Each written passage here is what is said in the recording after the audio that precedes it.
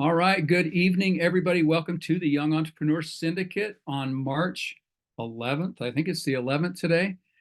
Good to see everybody here. Those of you who are not on watching at a future date, welcome to you as well. Tonight's topic is one size does not fit all.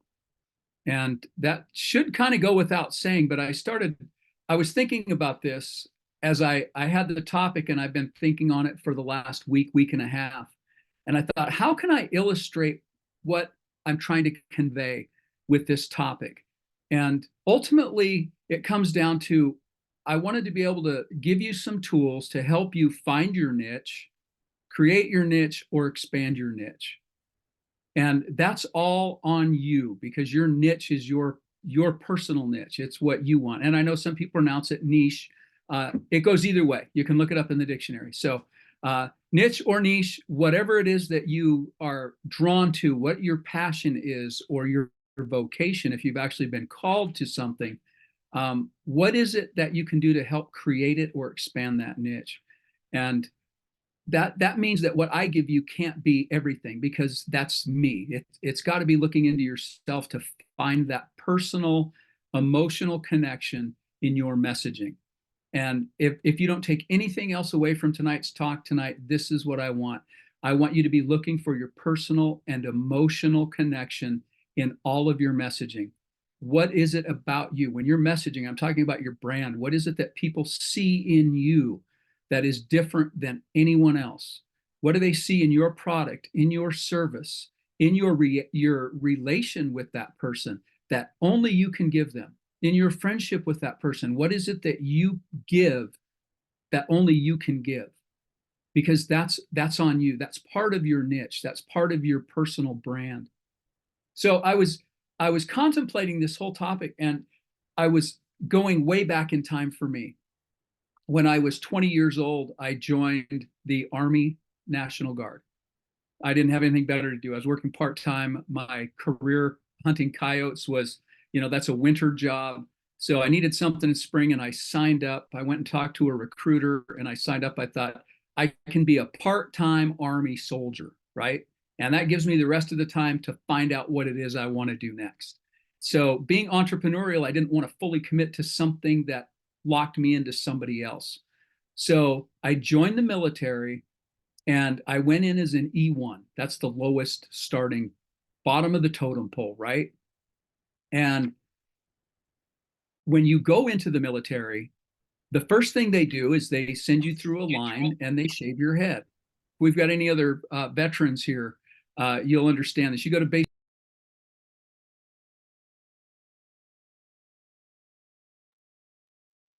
Do I have to start this over?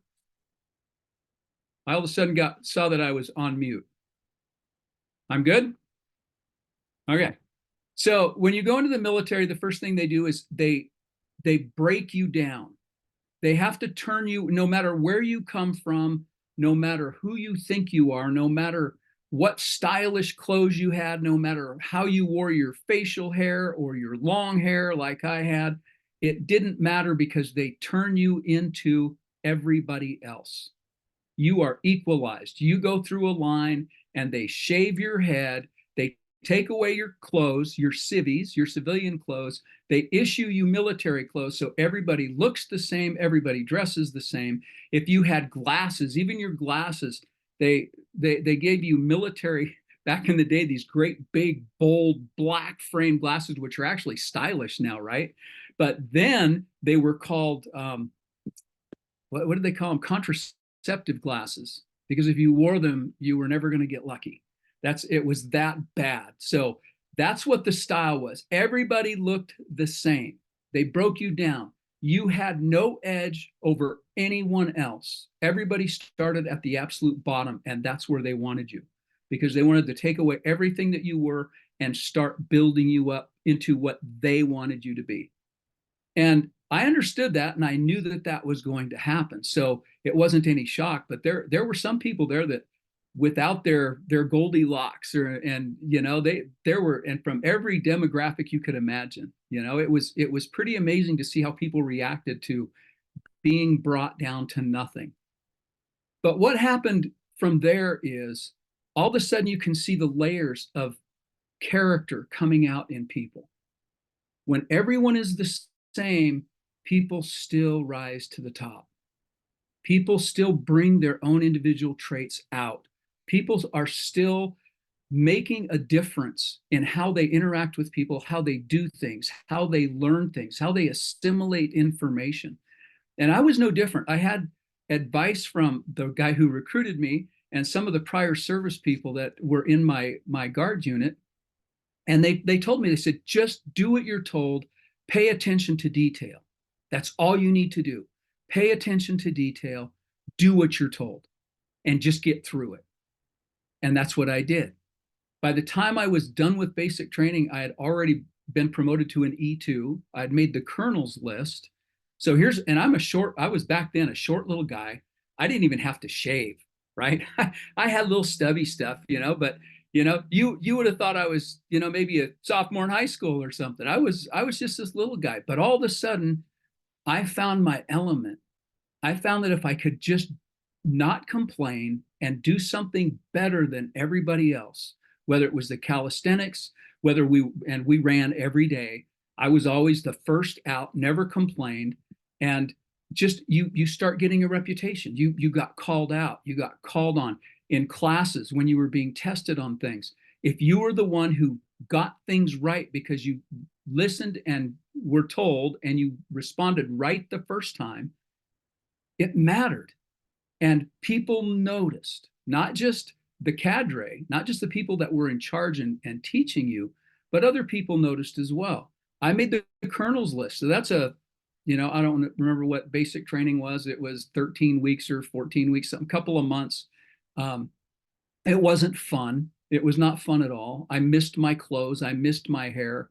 I went from Montana to Kentucky, Fort Knox, Kentucky, and it was humid and buggy and awful and tornado warnings and all kinds of stuff. So it was not fun in many different respects, but the worst of it was just being brought down to nothing. And it was also the best thing that could happen because I got to see into the character of all these different people, how they responded, how they reacted to stress, to being everything taken away from them. And going forward, so 2 years from that point in time, I had been promoted to a Sergeant E5. I had volunteered. I'm sorry, Jim's not on the call tonight because his thing is always the answer is yes. If somebody asks you to do something, you say yes. Figure it out later. And I had an opportunity to study nuclear, biological, and chemicals, right? A special school. And they needed an NBC, that's nuclear, biological, and chemical NCO in my local unit. I knew nothing about any of that stuff. I hated chemistry. I hated math. I hated science. I didn't like to learn from books anyway. And I said, yes. I went to this course and I came back and I was the expert now for 120 people. I was the expert on nuclear, biological, and chemical. So I got to teach classes. I became an expert in this little niche field and it raised me above. Okay. Just saying yes. And the next thing you know, I was good at training, I was good at teaching, and I was asked by the executive officer of the company, 163rd Armored Cav is what it was, the Company D, 163rd Armored Cav, and we had a detachment of 60 people in Livingston, Montana. And I got to teach all those people, and they saw that I had a knack. And the next thing I know, I was writing the RTEP missions, that's Army Readiness Training and Exercise Program. By the time I was 20 years old, I was writing missions for an entire tank company and a detachment. And at that time, the governor of Montana shared a plane with the general of the Montana National Guard. And I actually got to get on this private plane, government plane, and fly around to different places. Flew to California, flew into Idaho, because I was a training expert. I was writing stuff that officers were training as an NCO. And how did I do that? I did it by being different. I never complained. I paid attention to detail and I said yes to opportunity. That was my brand as a military guy where everybody's the same. Within 2 years, I had advanced as far as I could go at that point. And those were fast promotions. And I'm not saying that to impress you, but to impress upon you that if you put your nose to the grindstone, say yes to opportunity, and keep pushing ahead, things open up for you. Uncomfortable things happen for you that are life-changing. And you've got to put yourself in that position no matter what it is. And now I'm asking you, those of you who have started new businesses, to start looking at your business from that perspective. What is it that makes you different, that makes your niche different? Break it down all the way down. And then start. And this is the other thing I learned from that whole experience too. I didn't lead from the front and I didn't lead from behind. I led from within. Where you're planted is where you are, and that's where you start. And what I noticed from all the other people, especially when I went into officer training as well, other people were always trying to lead from the front, trying to drag people along or whip them into shape. Instead of just being where they were and bringing people with them, getting a core of people around them and persuading them to do what was necessary, talking to them as adults, as somebody that mattered, and bringing them on board with the mission. And it was absolutely incredible.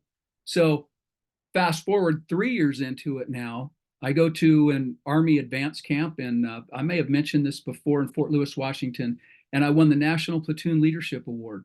That's a nationwide, these are all the college people who are leading the military now. Okay. I got done in 7 years. I did 6 years and extended for a year. But the people who stayed in are now the higher ups that are leaders in the military. And what I noticed was most of them led from the back or led from the front. Very few of them were leading from within. And the people who were leading from within were the ones who rose to the top. And they brought other people with them, and they raised other people up. So whether you're working for somebody else right now, if you are in an occupation where you're an entrepreneur, think about that. What is it you can do to lead from where you're at? And I know Jim talked about this in his last session as well. Bring other people on board and get them to move forward with you. So become an expert on something, delegate those different tasks, listen, learn, apply, and adapt. Listen, learn, apply, and adapt. If you're going to write notes down, that's your first series right there. Listen, learn, apply, and adapt. And that's whether you're an entrepreneur or an entrepreneur. And that brings me to the next part of what I want to talk to you tonight about, and that's turning obstacles into opportunities. And I thought I'd actually taught a class on this to this group, and I was looking through all the notes, and I hadn't.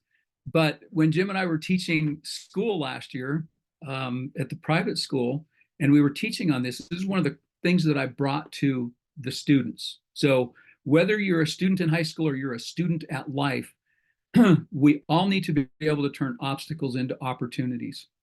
And I think that's probably one of the most important soft skills that any of us can learn and to be a successful entrepreneur. And so the first thing that I have, when you're turning obstacles into opportunities, you have to reshape your perspective and believe that you can. If there's whatever the obstacle, whatever the challenge is with your startups, with your next business growth, landing that next big client, selling a business, getting ready to start a new business, all of those things, you have to believe that you can. And if you've got obstacles in the way, you need to reshape your perspective on those obstacles right away. And here's point number one. If you're going to write this down, the obstacle is usually the way. It's uncanny how the obstacle becomes the way. It becomes that open door. And you'll write it down, because you're going to come back to this 5 years from now and say, gosh, you're going to look at these notes and say, it was right on. I don't know how he knew that. I'm looking into the future. The obstacle is the way. You don't see it at the time most often, but it is the way. So embrace those obstacles. Your perception of the problem, this is point number two, your perception of the problem will dictate your action toward that problem. So if you think you've got a big problem, that's why this group is so important. Talk to somebody else about it. You getting a different perspective on that problem from someone else, from an outsider, will oftentimes diminish the importance of that problem. You're going to see it as not such a big deal all of a sudden. Well, gosh, if Jim doesn't think it's that big of a deal, if Rachel thinks that we can overcome this, if three other people I've talked to are thinking, well, what are you so worried about? Maybe it's your perception of that problem that's getting in the way. So make sure that you're dialed into that and don't be afraid to reach out. And this is like a sub note on that. What I've noticed in my years is that bad leaders are destroyed by a crisis. Bad leaders are destroyed by a crisis. Good leaders survive a crisis. And great leaders are improved by a crisis. I want everyone in this syndicate to become a great leader. Let those pinch points, those pressure points, turn you into the best leader that you can be. So the next thing is this: focus the majority of your attention on the solution, not the problem. That's part of that whole perception, changing your perspective on it, changing your perception about it, and then focus your attention on the solution, not the problem itself. You'll be amazed at how it minimizes it, minimizes it and changes things around. So I've got 6 points for you when you're faced with an obstacle. Number 1, be objective. Number 2, control your emotions and steady your nerves. And I will tell you, this is a big failure point.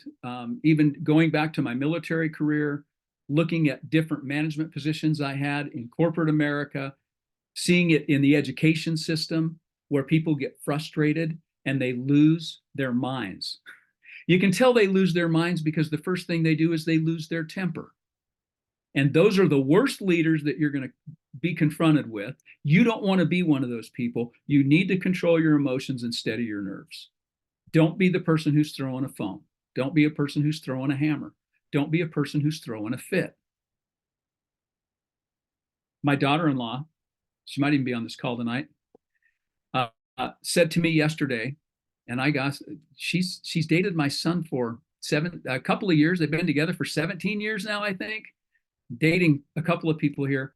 She said, I've never seen you mad. I've never seen you angry. And I told her, I said, well, that's because I don't get mad. I get even.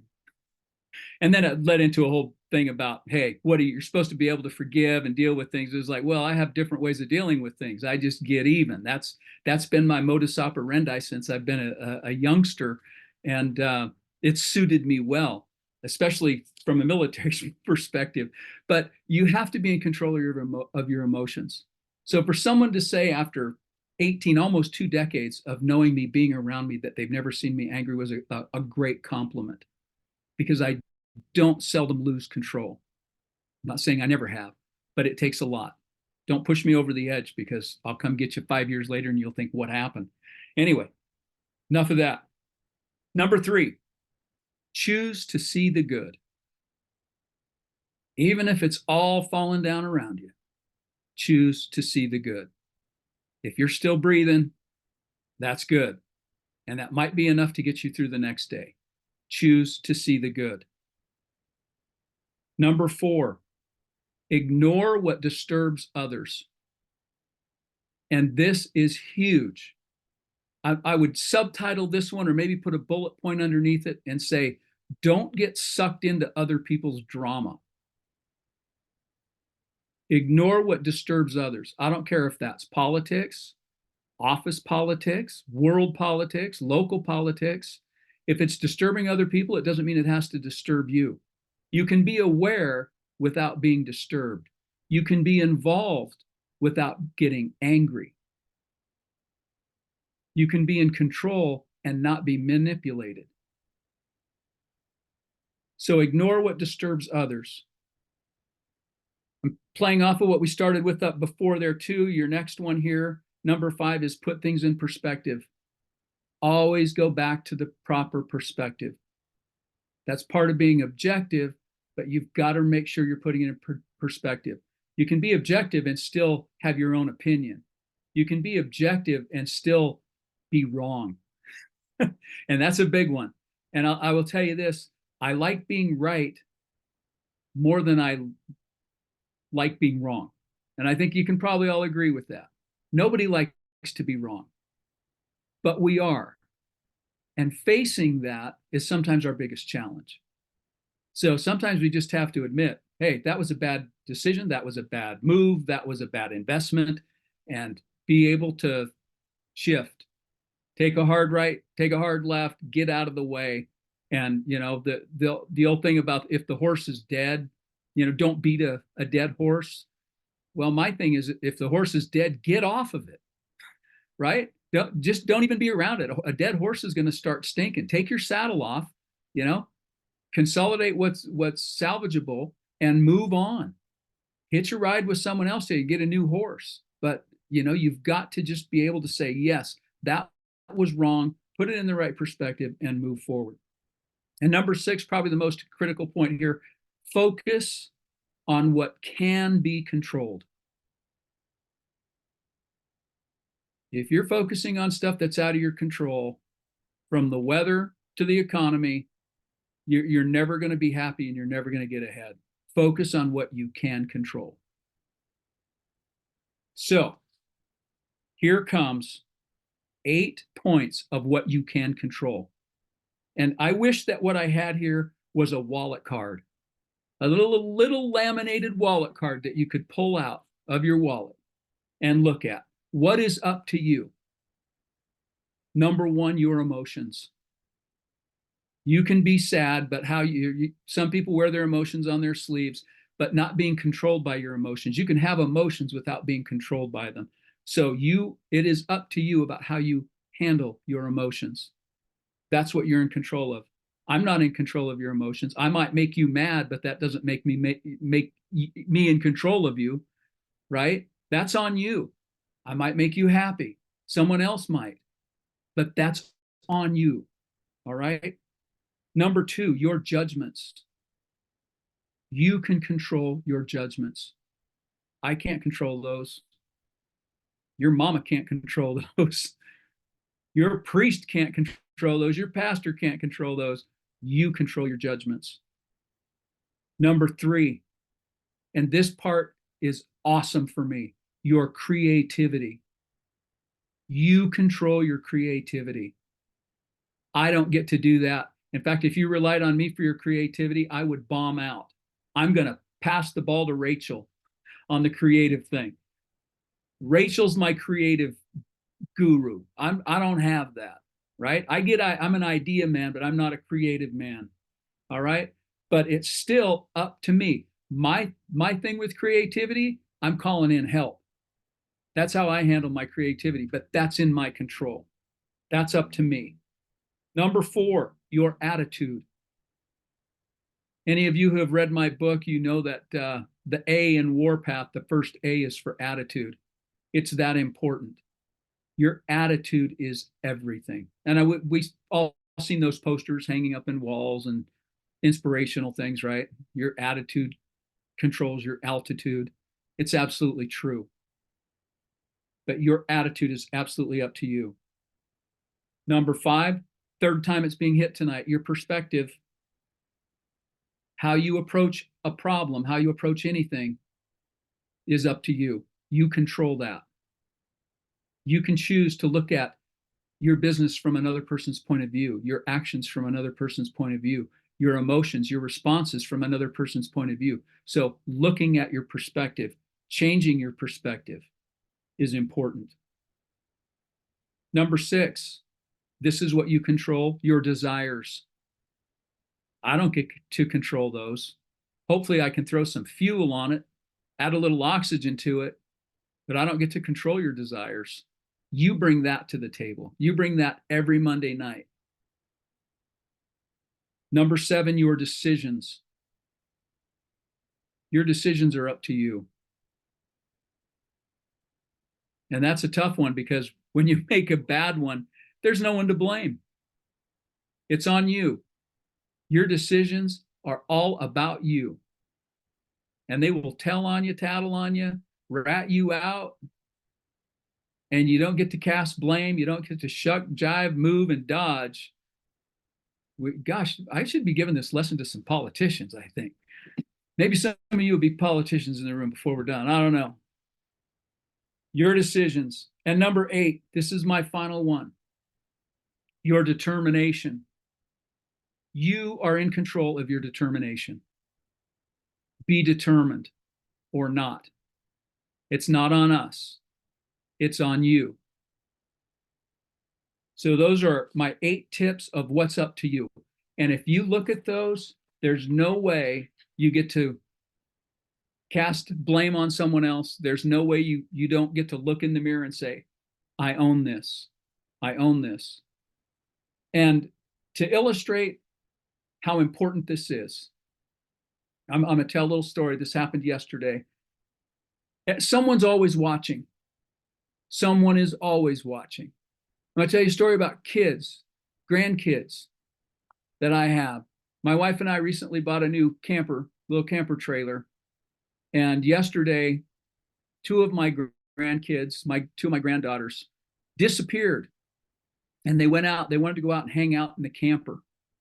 And my wife, someone asked, they said, well, where are the girls? And my wife said, well, they're probably out in the camper coming up with some sort of a business plan. And she said it kind of just flippantly. Well, she got a text today from my daughter-in-law. And sure enough, these 2 young girls were out in this camper, and they had decided that they were going to start a business. They were going to go in on it 50-50. They were going to reinvest half of the profits to do more, and they were going to move forward with it. So these grandkids, children of mine, grandchildren of mine, I should say, children of a couple people in this syndicate, these kids are watching, listening, and learning. So much so that they know that they can start a business, that they can do something with it, they can partner up with somebody, and they're going to reinvest part of the profits and do it again. What were they going to do? They were going to outfit and decorate our camper, charge us for it, reinvest, and then do it for other people. All they need now is the business plan to make it happen. And you know what? I'll probably pay them something to do it. People are always watching you. And in our circle, that's just a family example. What's happening out there in the business world? What impression are you leaving? What are you leaving on the table when you don't speak up? What's being left behind? Who could have heard you say something that would have been that next biggest client, that next biggest sale? You just have to speak up. You just got to do it. So I know that's I did a whole vomit session on you. There was a whole lot in that, but it's all important stuff. And I hope that there are at least a couple of nuggets in there you can take away tonight to put into action right away. Again, a lot of these are reminders. If you haven't heard them before, at least you've heard them from my perspective. And you never know. You can go from an 18-year-old kid who knew nothing to the top of your game in 2 years without even knowing how or why until decades later when I started figuring out how I managed to navigate through that part of my life. Because while I was doing it, I didn't do it on purpose. I just did it. I did it with intention and drive. And with all those things, what was up to me, I brought that to the table, and it made all the difference, and it's made all the different sense. So if you can start bringing these characteristics, these traits to the table and all of your actions, I promise you, it will make a difference in your business. All right. I'm going to kick it back to Rachel over there. I see you in your car. You're waiting for children at a baseball. Is it baseball season or lacrosse? Yeah, this is my office away from the office. This is, I feel like, where I normally am on Monday nights at some sort of sporting event. So anyways, thank you for all that. I was surprised actually when I saw the text this morning that went out to everybody in the group, which I love the group text, by the way. And I was like, I always use it when I'm teaching that night or when you guys are teaching to kind of like get pumped about like what's coming. And when I was thinking about one size doesn't fit all, and I was thinking about how to stand out in a crowd, my marketing mind went a totally different direction than where you went with the lesson. So I love where you went with it and the messages, but I think my valuable chime in tonight is going to be from the marketing perspective. So, I thought about it in two specific ways. One is with personal branding. Okay, I'm like, one size doesn't fit all. How do I stand out, right? How does that work with my personal brand? And I'm like, well, how many people are actually taking the steps to have a thoughtful and strategic personal brand that's separate than their business? You know, are people going through the steps? Same steps that they would take to brand their business? Are you taking the time to say, all right, well, what are my brand values as, me, Rachel, as a person? Um, what types of photos and videos am I going to be posting? What kind of topics am I going to be talking about? You know, um, are you going to be talking about health, fitness, work, family, right? Are you going to be showing a well-rounded representation of yourself, or do you really want to stay focused on one particular area of expertise? Um, so that's a personal choice, and it's not the same answer for everybody. Are you leveraging social media wisely to communicate, the value that you're bringing to your business or that you bring to other people's business? Are you being authentic and genuine? Are you being consistent, which I think is a real hard thing for people, because if you're being consistent with your brand and your business, well, what about your personal brand? That's like, oh my God, now I got one more thing I've got to do, right? So, and your personal brand, it's not just what you're posting on social media. It's it's every touch point, right? It's okay, all right, here we go. You'll love this one. All right, it's the water bottle that you're carting around, right? Town. It's the type of car that you're driving, it's the type of clothes that you're wearing, it's the type of hat that you're wearing. All those things go in to tell, thank you very much. Yep, Heidi's water bottle. That matters. Yep, there you go. See, everybody's got their things. I mean, it also is displayed in your family Christmas card, right? Or, all these little touch points. So that's one way. And I'll tell you, I had a friend of mine who used to wear glasses for work. She was always wearing glasses, and always like really unique, like frames and colors and different things. One day I was like, "Oh, let me try those on," and she was like, "Oh, okay." So I tried them on, and I'm like, "These are not prescription." She's like, "No, I don't need glasses." I'm like, why do you always wear glasses? She's like, "It's my brand. People know me. If they can't remember my name, I'm that girl in the glasses." I'm like, okay, all right. Like, I love it. She's standing out in a crowd. She's finding a way to be different and unique.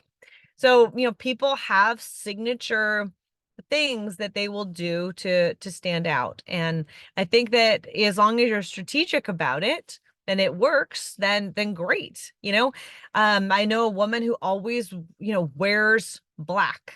That's it. I think it's a budget choice as well as a style choice. And then that's cool. That works. But so just think about it. Think about your brand and how you're presenting yourself.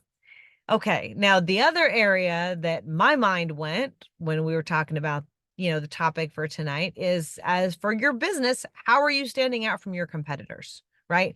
Have you taken the time to craft a compelling brand story? Are you connecting with your consumer? Do you have brand guidelines that have your logo and your fonts and your colors and all those things across all the different platforms? Which, by the way, and this is kind of an overlap, I had new headshots taken last week, and I didn't want to have new headshots taken because I love the photo from like 10 years ago that I put everywhere. But I realized that I advise my clients like every 3 years you should have a new headshot, because you don't look the same. And I was like, yeah, okay, it's time. I have to acknowledge that I don't look the same as I did 10 years ago, and that's okay. But same thing with your brand, right? Your website, your colors, your logo. You should be looking at that at least every 3 years. I mean, the technology platforms that we're using are changing rapidly. The way people are engaging with your brand is different now than it was. Is it still making sense that your website, your logo, your colors are the way that they were when you first started? Maybe that's okay, but maybe it requires, sometimes it's a evolution, right? Of slightly modifying and updating. And other times it's a revolution. And you're like, I got to go back to the drawing board and start over. And that's okay. Um, and then it becomes a matter of communicating with your consumer base and customers and making sure that they know you're going through this transition and that you're bringing them with you on this journey, so that they still feel connected with where you've been and where you're going. So there's opportunity for your business to grow during those types of transitions too. Now, also when you're, standing out from a crowd, you're standing out from the competitors. One way is offering exceptional customer experience and service. And that's something that most businesses, whether you're a product or you're a service, you can do that. And how do you know if you're doing that? Are you collecting testimonials? Are you asking for those reviews? You can ask for them in an email. You could do a form on your website. You could use a Google, review form.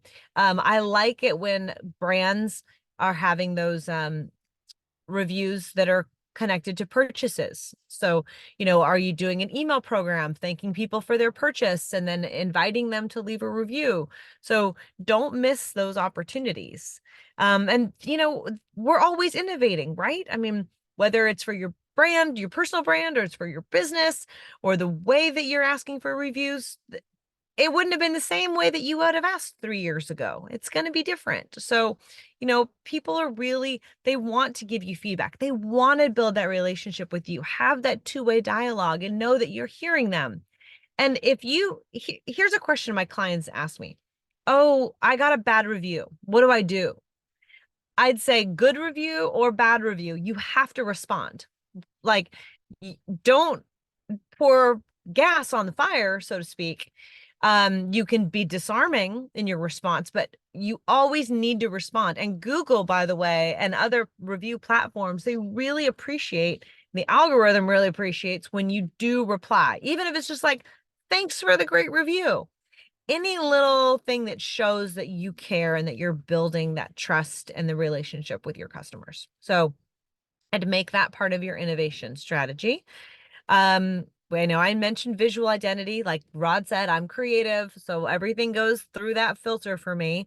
Let's see. We've talked about engaging with our community. We've talked about consumer feedback. What else? Let's see. I feel like there was one other thing. Oh, and I love this advice I recently got reminded of. We always are chasing new business, right? New customers, new sales, right? But it actually, go back in your mind, and this is probably a good reminder for everybody.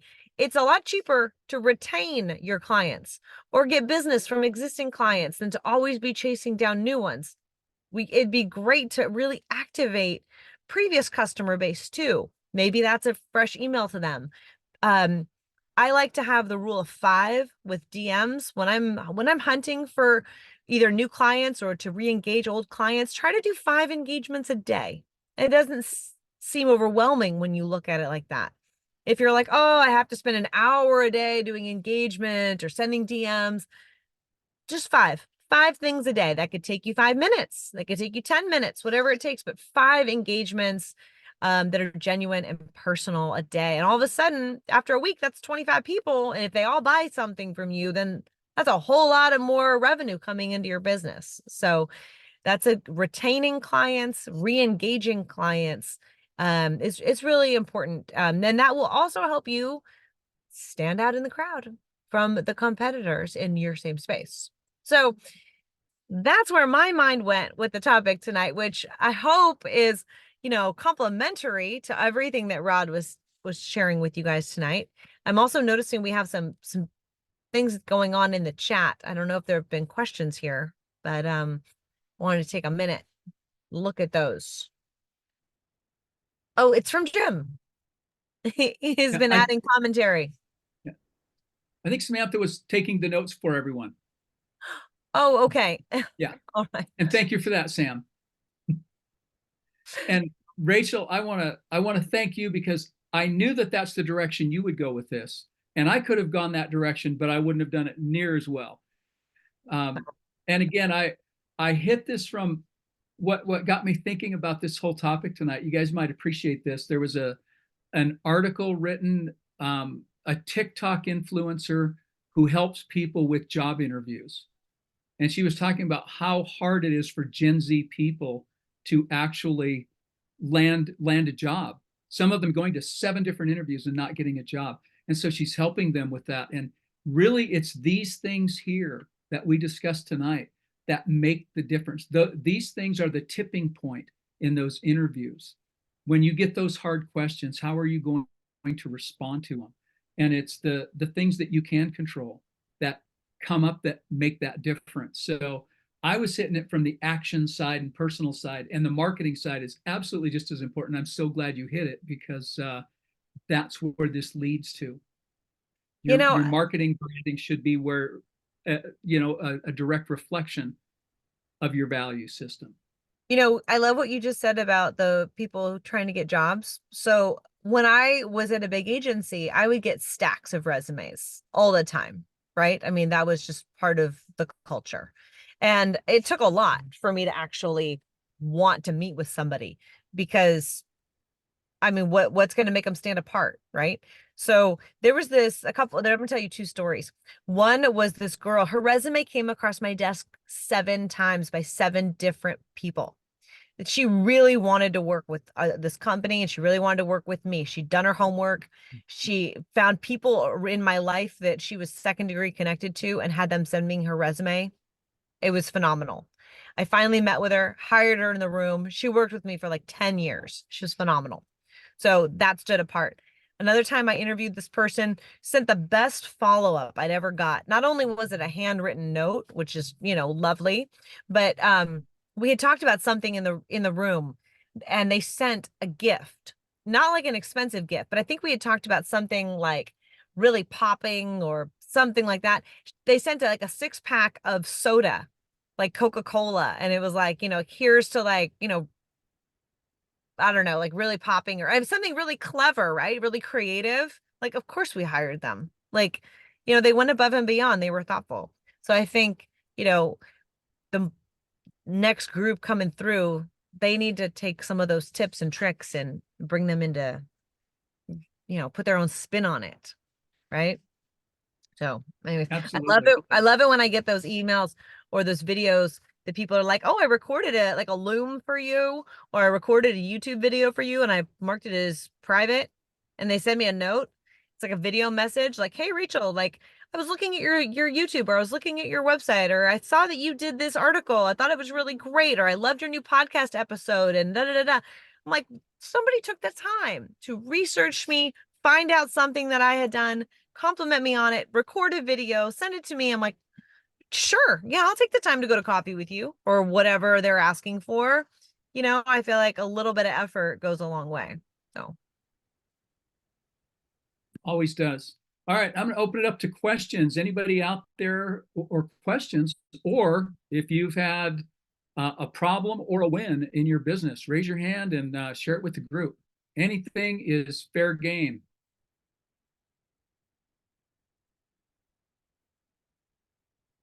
No hands going up. Nothing in the chat. Anybody have a question about their email cadence? Anybody want to know how often they should be emailing people?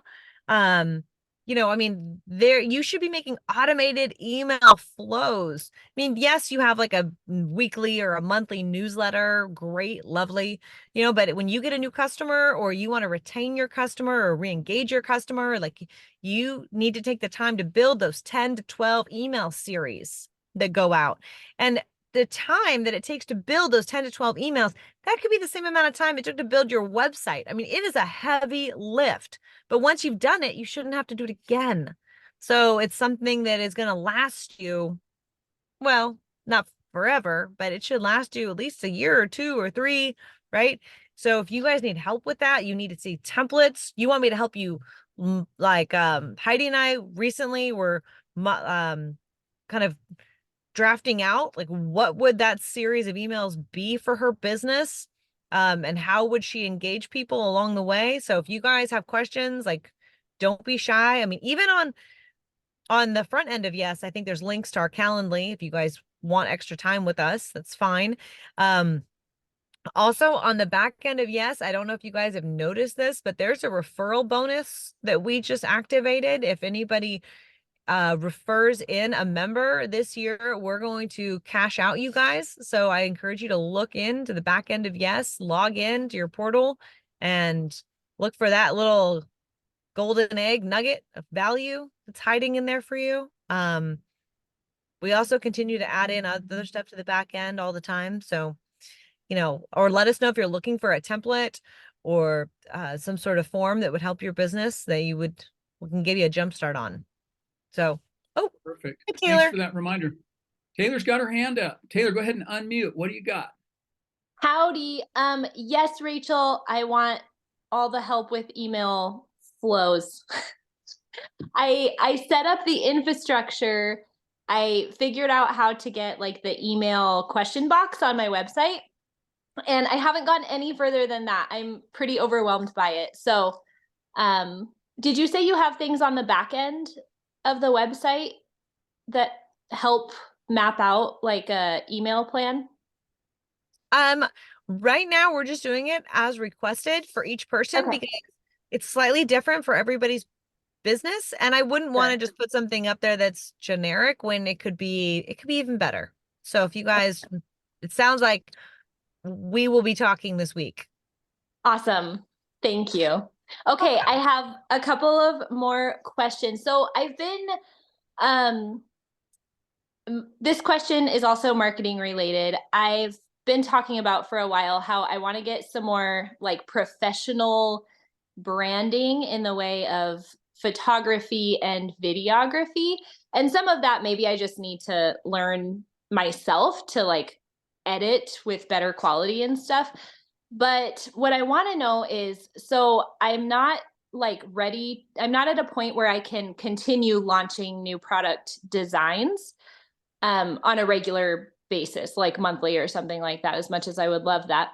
But I want to keep momentum going. I'm wondering, is it worth it to re-photograph with the product that I already have? Like, is it worth it to film new content?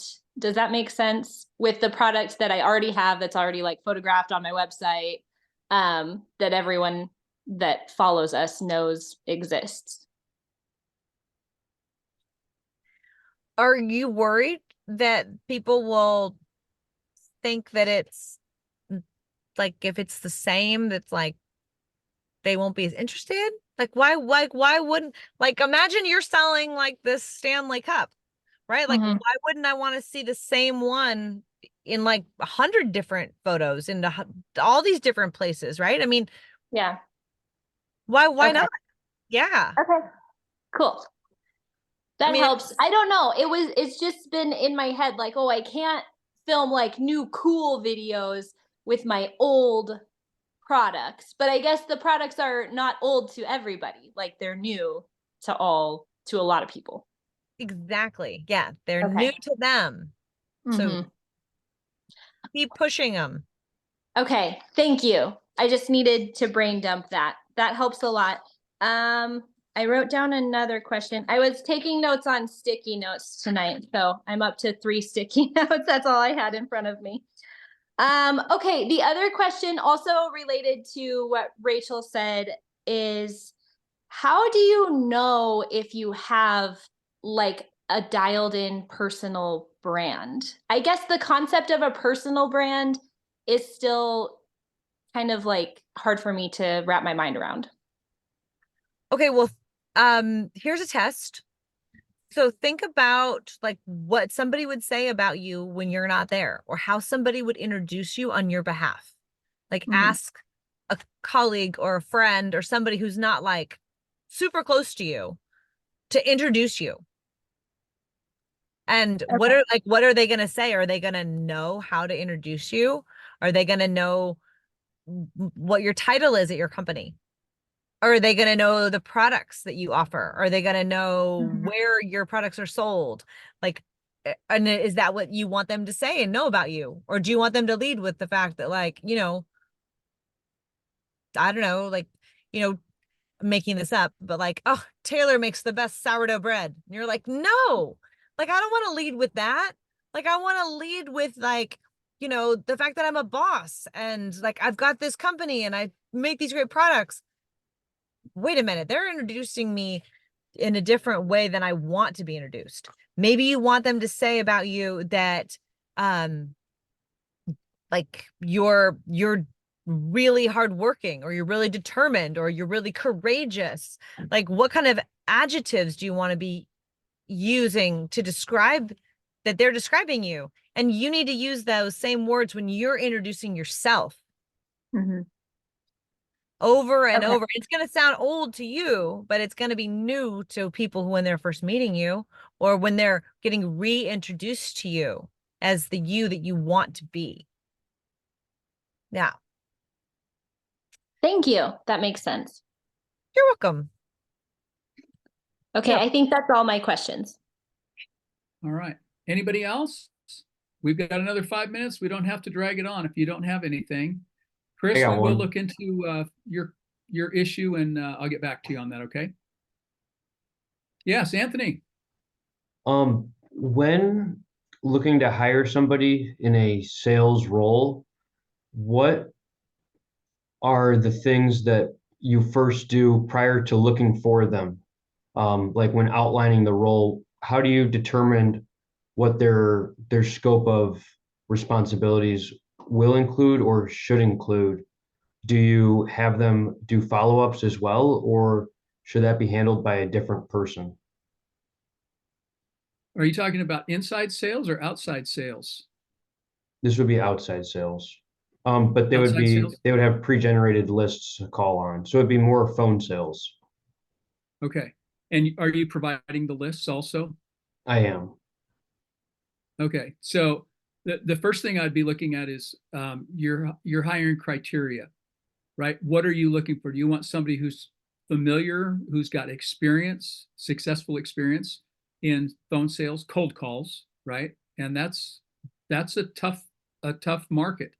So you're going to want to find somebody who's got some experience, number one. But number two, it's going to be up to you and your personal business model and plan and money. This comes down to the financing. Um, if you're going to pay them hourly plus commissions, or are they going to be commission only sales?